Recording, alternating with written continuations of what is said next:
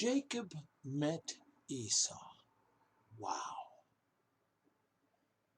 Expecting Esau to feel hatred towards him.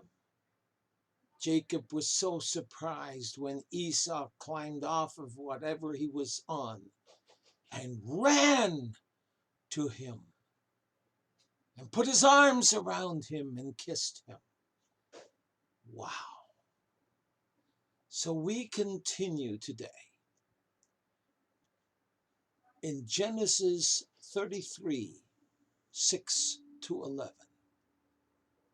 And I'll read some of the verses and then I'll get right into it. Verse 6. Then the handmaidens came near, they and their children. That's Bilhah and Zilpah and their children. And they bowed themselves.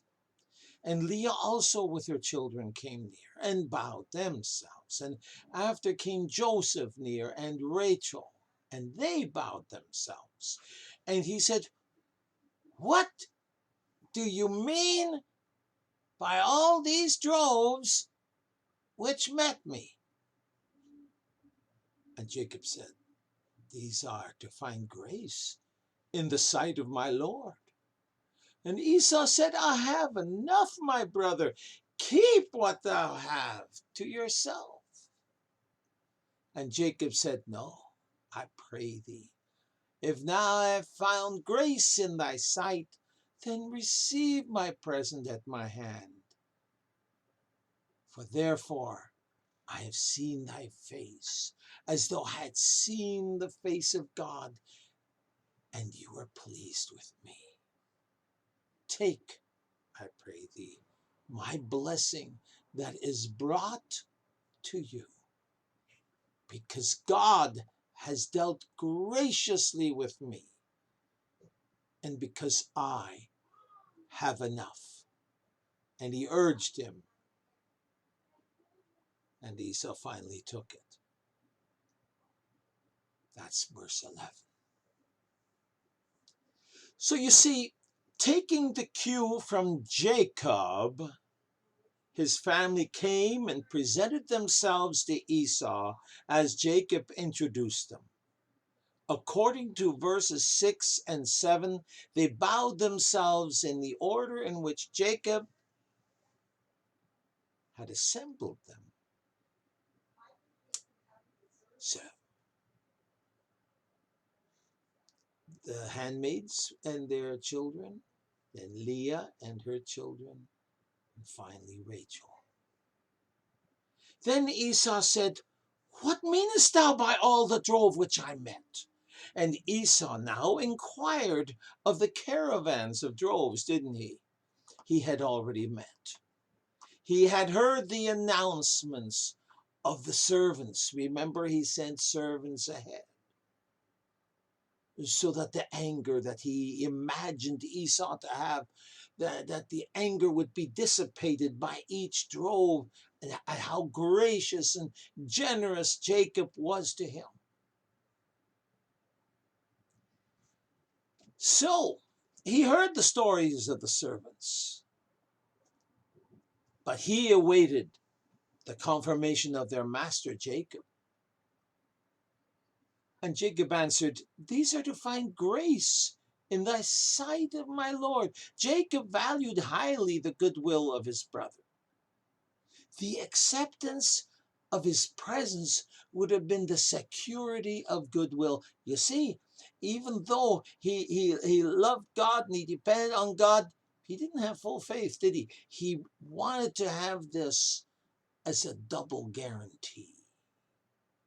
You see, the acceptance of this presence would have been the security for goodwill and for the safety and protection which it involved.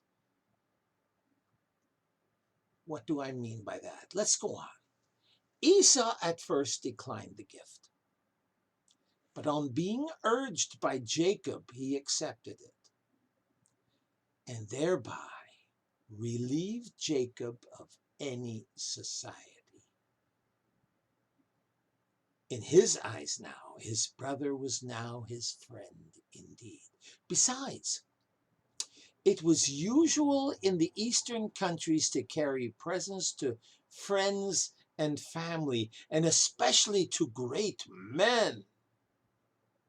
Whenever visits were paid, these gestures are still practiced in the Middle East even until now. I remember when the former president of the United States, Obama, went to Saudi Arabia. What did he do? He did the same thing that Jacob did. He bowed himself down and left an expensive gift from the people of the United States. Wow. So, and this is still practiced in the Middle East. So in verse 10, we encounter a strange statement. What did Jacob say to Esau? I have seen thy face, as though I had seen the face of God, and you were pleased with me. Now, in the Geneva Bible of 1599, there is an interesting observation in under the study notes as to Jacob's state of mind. It's like this. When he said this, I have seen the face, as though I had seen the face of God, and you were pleased with me. It says that in that his brother embraced him so lovingly, contrary to his expectation of anger. He accepted this as a clear sign of God's presence. Folks, I don't doubt God was present there. Now, to confirm this, a brief study of the phrase, I have enough, would be warranted right now. You see, Esau said, I have enough in verse 9, hesitating to accept Jacob's generous gift. He says, oh, come on, brother, I have enough. See, in all probability, Esau's possessions were so much greater than those of Jacob, because let's face it, he had defeated the Horites in Seir and taken over the whole kingdom. He possessed the spoils and a large family by this time, as we see in Genesis 36, 1-8. Traditionally, though, the acceptance of a gift was evidence of reconciliation between estranged parties. Again, Esau must have felt it was unnecessary to accept it, especially since they were both brothers, so overjoyed in meeting again. They were twins, for heaven's sakes.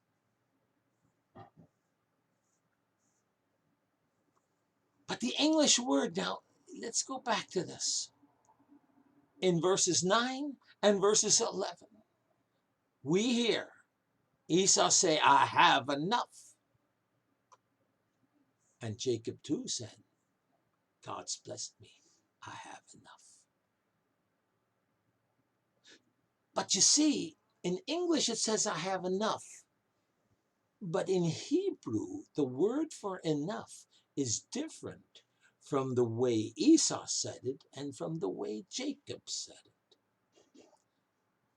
When Esau said, I have enough, he used the word rab, meaning much. You know, we see that word R-A-B, rab, in many things that were introduced from the Middle East. Like in Toronto, you have a place called Rabba Fine Foods. They have a lot of good stuff in there. That's really what it means. Rab, meaning much. So Esau said, I have much. Don't give it to me. I don't need it. But Jacob, what did he say? He said, I have kol, K-O-L, meaning I have everything. You see, Jacob knew his resources were inexhaustible. So he insisted Esau receive his gift as a token of his love and concern for his welfare. The inexhaustible source, of course, was God. Hallelujah. You see, sometimes Christians have a tendency to forget this. Almost every Christian Sunday school for children have sung the chorus based on Psalm 50 verse 10, where God declared, for every beast of the field is mine, and the cattle upon 1,000 hills. Over 1,000 years later, King David announced in Psalm 37 verse 25, I have been young and now am old, yet have I not seen the righteous forsaken, nor his seed begging bread. Folks, all throughout the Old Testament, and even Christ himself talked about the inexhaustible supply from God.